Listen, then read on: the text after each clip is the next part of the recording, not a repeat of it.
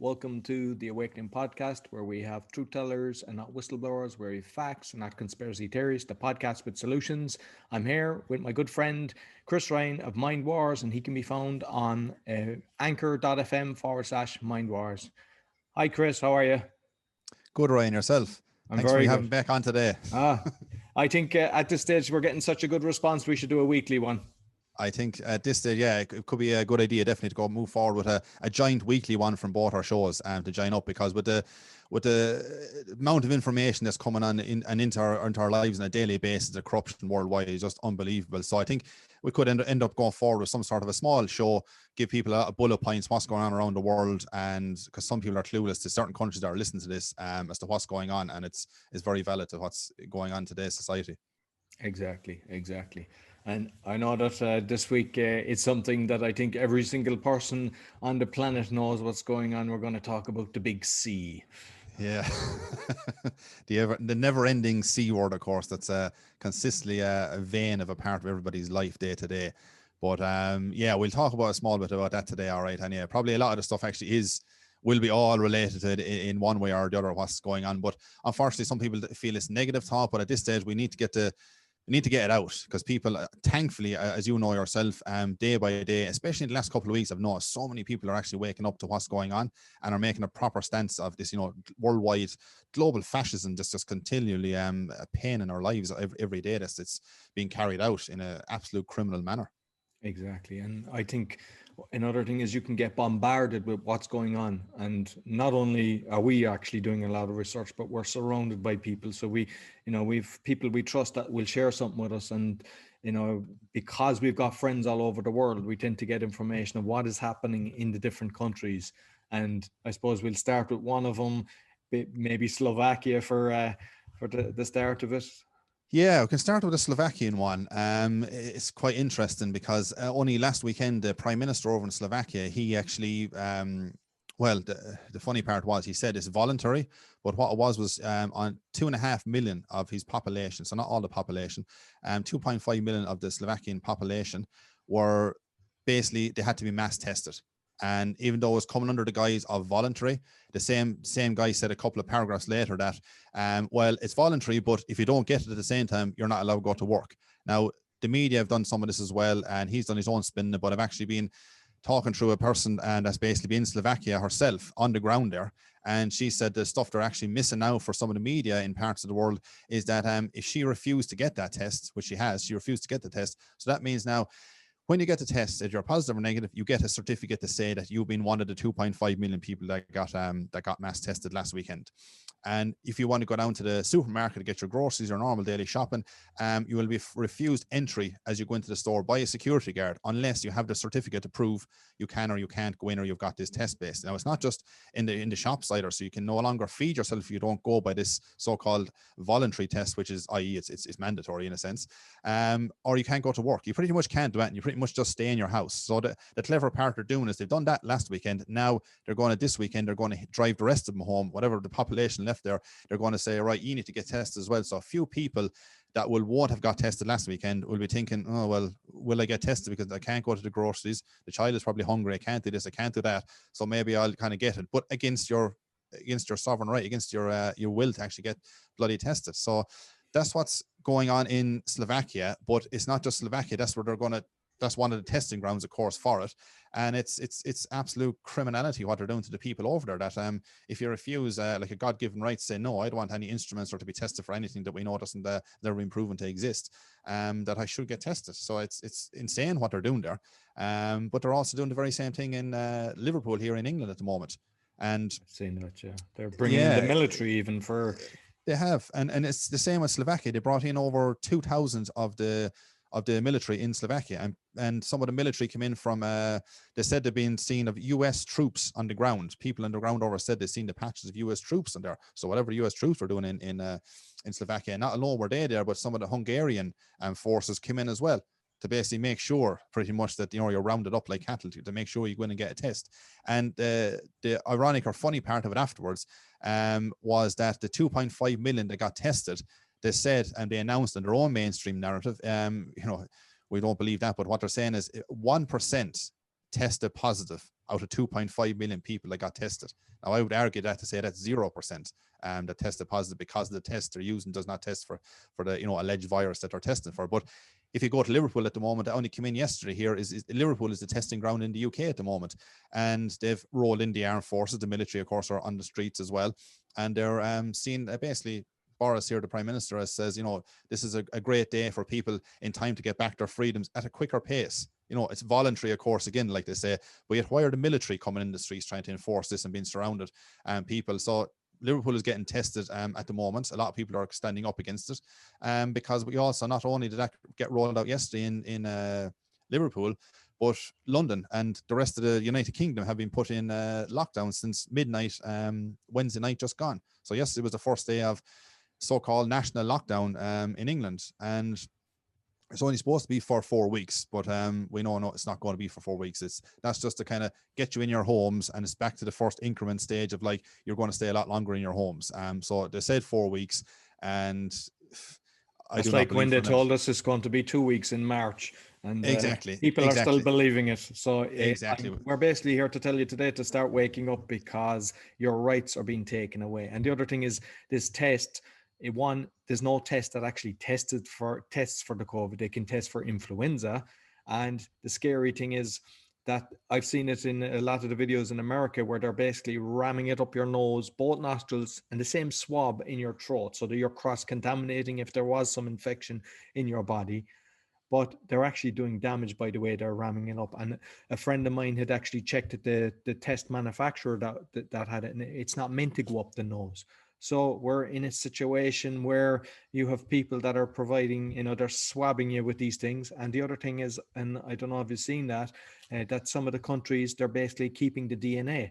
They've wrote it into the constitution that they can keep your DNA. So that is something you should be very afraid of. Yeah, it's a very nefarious agenda what they're at the background itself. And of course, as we know about the PCR test itself, I mean, Kerry Mullis, the guy that created it back in the 80s, the inventor of it, unfortunately he died back last year. But anybody has watched Kerry over the years or watched these videos, some of them still can be got on YouTube. He said, the creator of the test himself, this PCR test is under no circumstance to be tested for any infectious disease. And what are they doing worldwide is they're using the PCR test to test it. I can leave loads of links in the description below for people to actually see how this is. And there's a great guy called Dr. Andrew Kaufman, and he goes through the whole thing from start to finish as to how he rips it all apart. And he's one of many that says it does not work. And the part what they're actually using in Liverpool at the moment, and I'm sure other places as well, is they're actually, the government themselves have admitted that the test they're using there is not the PCR test, because the PCR test basically has to go back to a lab. It's time consuming, and you can manipulate the test itself by depending how many times you amplify the cycles inside it. So if you amplify maybe 30 cycles, you get one result, and if you amplify the very same sample, you get 45. If you amplified it 45 times or 45 cycles, you would get a completely different result as well. And people might say, what are they actually, if some of it, the test shows up positive, what's actually showing up positive if it's not COVID-19? It's called genetic material that the vast majority of humans have. And if you keep amplifying it enough inside in the human body, you will actually find it. So what they're using in Liverpool is a test called antigen test. And so the antigen test, you don't have to send off to the lab, but you can get it within roughly a little over an hour. You can get your results. So it's a lot quicker. But the problem with the antigen test is the government have admitted themselves that they've actually said it's less accurate than the PCR test. So how can you get even less accurate than the PCR test that doesn't test for the so-called alleged virus that they're saying it's testing for? Because it's never been isolated and purified. People have said it through their mouths, and government said, oh, it's isolated, it's purified. There's been endless amounts of doctors and scientists worldwide saying, can you give me that in writing? What way what's your terminology, isolation and purifying? They've never been able to do that worldwide. So that's the kind of scam that they're rolling out. And of course, everything at the moment is a case-demic. So it's cases. If anybody wants to look at things, and where I'm even at UK at the moment is one example of, there's fantastic doctors are coming out at the moment. They're saying completely unbiased agendas. They've nothing to gain, only everything maybe to lose their livelihoods and their license for speaking out the truth, pretty much, which is sad. And they basically said that if you're to look at the deaths, fatalities, mortalities, deaths, excess deaths, and so on, over the last number of years gone by, they said that we're actually, for this time of year, coming into a normal flu season, like we would every other year in winter here, you're coming into a normal flu season where deaths will rise eventually as we go into. But currently, as we speak now, there is no excess, there's no excess mortalities, no fatality. So what he's saying, in other words, is that compared to the scales any other year, we're actually, if anything, we're right on track where we are any other year. If anything, many doctors and many scientists come out and said we're actually slightly lower death rate is what we have. But yet all of a sudden with this so-called pandemic and rolling out mass scaling tests worldwide to everybody, that's, you know, voluntary, but i.e. it's mandatory in the sense is what they're at. Exactly. And I've seen another case as well in the UK. There was it a nurse and her daughter in a nursing home that she wanted to get out? I saw you probably know a bit more about that one. Oh, that's, yeah. And it's only, I think in the last 24, 48 hours, it should be gone viral pretty much in a lot of places. I know in UK and Europe it has any, I'm not sure about the rest of the world, but what it was basically was a 97-year-old woman here in the UK. She's been in this care home for the last 9 months, rapidly deteriorating her health day by day as it's going on. Her own family hasn't been allowed to see her in 9 months. So her daughter had enough of it. Now, her daughter is a qualified nurse, so is more than capable of being able to look after her own mother. She went into the care home, took her mother out of it, put her into the car, said, "You're coming home, I'm going to look after you." And before she went too much further, the police were called on the scene, and the police arrested her daughter and put her in handcuffs in the back of the police car and took her off. And her mother, they said, basically is going back into the care home again. This is what names do you even give that, like fascism that's going on worldwide at the moment? Yeah. Absolute And insanity. when you watch it, because I think the granddaughter was there as well, and basically you could see the fear on the grandmother. Like, I don't know, did they count? Was it 6 or 8 different police officers surrounding? Oh. You know, what were they expecting the 97-year-old woman to kind of do? A Usain Bolt and kind of do a legger that they couldn't catch up. You know, It was pathetic. To put that woman through that kind of fear is pathetic. So let's just make this very clear. My nan, my 97-year-old nan here, who we have taken from the care home because we haven't seen her for 9 months, is now being taken back by force to her care home. My mother has been arrested. My mother is in the back of the car here. She is a nurse. She is a fully qualified nurse who is wishing to care for her own mother. And here we have an incredible use of police time to take my 97-year-old grandmother back into a care home where she is deteriorating, where we haven't been able to see her for 9 months. Nan, I love you and we are going to fight for you. Yeah, because do you know why we're not going to stop filming this? Because everyone needs to see how ridiculous the situation is. All in all, all day long, we've got one adult female in custody for. And just on the different things, what's positive? What can we see anywhere around? Is there anything that any of the countries that are fighting against this? Well, the only thing we can see, I suppose, positive. I think there's business owners, I believe, in London coming out, isn't there? There is, I say, even since yesterday now that, you know, they went into lockdown and all that, and, you know, a lot of businesses were told to close by the government because you're apparently deemed non-essential. So for argument's sake, you can sell bottles of vodka here and drink and all that. That's no problem. So you can get drunk out your head. That's apparently essential according to the government. But under no circumstance can you get children's shoes, children's clothes. All these clothes sections are going to be all cordoned off, and that's apparently deemed as non-essential. So in other businesses like hairdressers and stuff like that, they're deemed non-essential. So who gives them the right to say your business is non-essential? Because to you, it's very essential. Are you going to go for 4 weeks and not feed your family, not feed your, you know, anybody around you, and you pay your bills because you're just deemed, you know, non-essential? But the guy next door has another, maybe an off license. He can sell drink. His business is essential, so he can carry on as normal while you suffer next door to him. You know, this so-called pandemic that's sweeping around the world rapidly. You know, it doesn't touch people who are drinking, but if you're cutting hair next door, all of a sudden you're in big trouble. The virus is straight in to catch you straight away. You know, it's madness, the stuff they're actually, and thankfully people are awake this stage. And there's, you know, there's people like the World Doctors Alliance, thousands of doctors, and worldwide there's nurses coming out as well. They're all gathering together. A lot of them are coming together in a legal manner as well. So they're pursuing this to hold governments and people that are accountable, be it police as well, and all that, hold them accountable. What they're doing is completely unlawful in any circumstances, regardless if it's so-called emergency or a pandemic, because as we know, it's not a pandemic, but that's of course the terminology that they'd like to sell you. Yeah, and I mean, like, for those, I would recommend kind of investigating Dolores Cahill, because she's actually, I know she worked for the Irish government and also the EU, and she's coming out exposing a lot of this. And I believe she's actually heading this new organization that's been put together. She is. She's actually the president of it at the moment. And people could leave a link again in the description below. People want to check out the World Doctors Alliance and check out what's on their website. And it's very positive stuff. You can sign up to them and all that and get a newsletter and stuff and see what they're actually doing. They're actually, there's actually people around the world, be it solicitors, barristers. They're so tired of this scam that's going on that they're offering willing to offer their free services to a lot of these people around the world that are fighting cases. Like your man, Robert Kennedy Jr. in the States, he's doing a fantastic job over there as well, fighting cases over there. And Dolores in Ireland, it says she's come together with doctors from Germany, from Holland, from all parts of the world have come together to say, just look, enough is enough. We're tired of the whole thing. And what I've just seen over last weekend as well here briefly is that a care worker that works for the NHS here in England, she's come out and she said she can't do it anymore. She gave years working for the NHS in England, which is the National Health Service for people who are abroad, and she said she can't listen to the lies and the scam that's going on anymore inside. She's working on the ground in the hospital and knows exactly what's going on. All the death figures, all the deaths are completely being blown out of proportion. They're completely being labeled COVID-19 when they're not COVID-19. Nothing got to do with it at all. And she says, I just can't go along with the lies and criminality that's going on anymore. So she basically said, I'm resigning from my job. I can't. We're not doing a healthcare system anymore. This is absolute criminal run by the government and these elites that are in the background. She says it's not the hospitals have no control over this pretty much anymore. So there's whistleblowers coming out. There's plenty of people stepping down from their own jobs. There's a police force in I can't think of the website. I can leave in the description below in Australia. And they're coming out. I think he's some chief commissioner or a guy in Sydney that's come out, and he said enough is enough. He says people need to be held accountable. What's going on here and what we're being asked to do to our people, he says, it's just not humane. It's not right.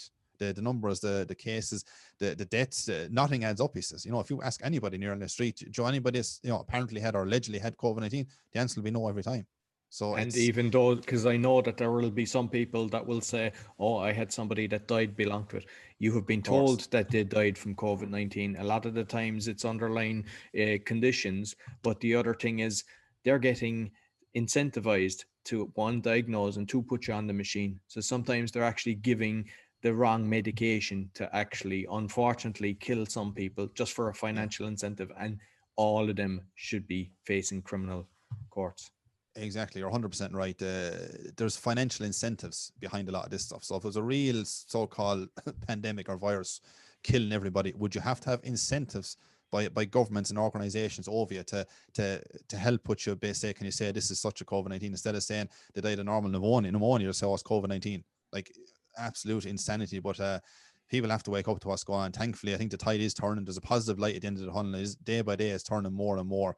And they'll have to do in time to come like a Nuremberg trial or something that will have to be played out, because what they're doing is absolute criminality. Well, hopefully it won't be like the Nuremberg trial where they put all the Nazis into America and they started running the pharmaceuticals. But if we could have a proper trialing system with correct judges that aren't corrupt or part of the system, then definitely. And like I kind of appeal to all the military and the police, because everybody is compliant because they don't want to be paying fines and they don't want to be beat up. And just remember, if you're a police officer or you're in the military, your actually whole family is going to be part of this, and you too, because they have actually robots ready to take over your jobs as well. So don't think that you're safe because you're being compliant and worried about your salary, because if you all stick together, take off your hats, you still need military, you still need the police, you'll still have your jobs, but you'll be working under not the bad boys anymore. And it's something that, it's good that you hear it's happening in Australia. So we need a few more countries to do the exact same. Exactly, and bit by bit is picking up. So hopefully that momentum can keep rolling out forward, because a lot of people are looking for hope and positivity, and where do we go to to help us. Like, we can protest and we can march and we do all sorts of things. So like I said, they're protesting again here today in parts of England. Businesses are getting together now today. Just said enough is enough, that we're tired of this. It's a scam as well. We need to get out and march or do something to say, look, we're not closing our business. A lot of gyms have stayed open in different parts of the country, and I've just looked at some videos this morning that the police have come in the door and they said, are you keeping your gym open? They said, yeah. They said, right, we're giving you fines. But under the common law, from what I know, that it's completely wrong what they're doing. So they can't be doing that. It's just like in Australia, and is one of many countries where you get your fine for not paying or not having your mask on your face and so on and so on. So they give you the fine, and a lot of people have went against it and said, yeah, give me the fine. And then they go to court, and every time it's been thrown out in court that I've heard of, that people went as far as court. They've explained the situation, got a good solicitor, explained to the judge, and it's completely unlawful what they're actually doing. There's no evidence to back up the justification behind this, and they just simply can't back it up. And it gets thrown out every time. So I'd advise people as well, if you get a fine, don't be scared of the fine. Take it further. Nobody wants to go to court, but I take it to court if go forward, keep moving forward, and just, you know, you will end up 99% of the time it'll be thrown out of court and get on with your normal life after that. And I heard as well that when the police officer says, "Do you understand?" Don't say yes, because that's like saying, "I stand under this statement." Say no. Yeah. Do not Yeah. comply. Say, "I do not agree," and just come. I do You not know, because they'll consent. make, "I do not consent," Yeah. because they'll make everything that's said. They'll either record it or they'll have it written down, and it'll be used against you. So the best thing is, you know, just don't consent to anything. Exactly. That's all we can keep moving forward, and hopefully this charade and scam will be over quicker than we think. But as we know, I said, for England, where I'm staying at the moment, you know, they're saying 4 weeks at the moment will be the lockdown, then you'll be out for Christmas and so on and so on. Well, it's interesting, within 24 hours or so of saying it's only 4 weeks, and Boris says, oh no, the Prime Minister says, no, it's definitely only 4 weeks, you'll be out to start of December again. But at the same time, what we have over here is called a furlough scheme. So basically what that is the government are going to give you subsidies, grant payments, you know, because you apparently can't go to work, your work is non-essential, whatever the case is, so you basically sit at home while other people can work. We'll give you a certain percentage, maybe 80%, maybe 60%, or it goes different as it goes on. I think the first payment is 80%, it goes down after that. So that's an incentive for you to kind of, you know, shut your business, stay at home, and vast majority of these businesses will never open up again. But the interesting part was, he said, we'll close the country for 4 weeks, but these payments we're looking into them, that we're going to go as far as next March. So why would you be giving government payments lined up till next March if you had no intention of keeping the population under control until next March? But this also, I won't go into now, because we talked about it and last time I was on base, it was the Operation Moonshot. And this is where my own opinion is coming into all this as well, is that, and it can be pretty much picked up as well as quite easily, is the Operation Moonshot is where this is going to play into it. So it's kind of like, keep them inside for 4 weeks. Don't frighten the shit out of them worldwide at the moment. Just get them inside. That's the first measure. Close the gate behind them. And then the next measure then after that is like, once there's pretty much no deaths at the minute overall, you could say. So it's just case. So after a couple of weeks into this lockdown, their deaths will start to rise, as they would any other normal flu season. And what they've said actually over here from the 8th of October, they said in the UK, is that they're going to add in the normal flu season statistics with the COVID-19 statistics. So they're not even separating now. They're just going to all lump them into one box, and that's what it is. Because apparently the flu season just went away overnight and everyone's COVID-19. But now that they're lumping them together, people won't be able to decipher or know what's what in it. So they're going to do that. And what it'll be is, when the deaths start rising, the Prime Minister will come back out and say, geez, I'd love to let you out, but as you can see now, deaths are coming. There's going to be excess deaths. Of course, Neil Ferguson predicting his ridiculous models is, you know, owned by Bill Gates in the background, as to what's his predictions are way off the scale. They always were for the last couple of decades, and he's ever projected in the past. So it's going to be a case of, after your 4 weeks, okay, we need to carry it on a bit more, or it can be a case of, we might let you out for the Christmas, and then if you're let out for the Christmas for a small bit at all, it'll be blamed on that. It'll be the justification. Oh, the deaths are gone higher. You need to go back into your little cages again for, you know, January, February, or March, because that Operation Moonshot will be carried on. Then we'll see light at the end of the tunnel. Oh, but we can let you out, but you get tested. Getting tested while you wait for the so-called Bill Gates vaccine to come around the place. And then on top of that is, you'll have your digital passport that, you know, probably via an app on your phone that they'll try and introduce as well. So you can't go to work, you can't go to live music event, which just what we spoke about at the very start of this podcast was Slovakia.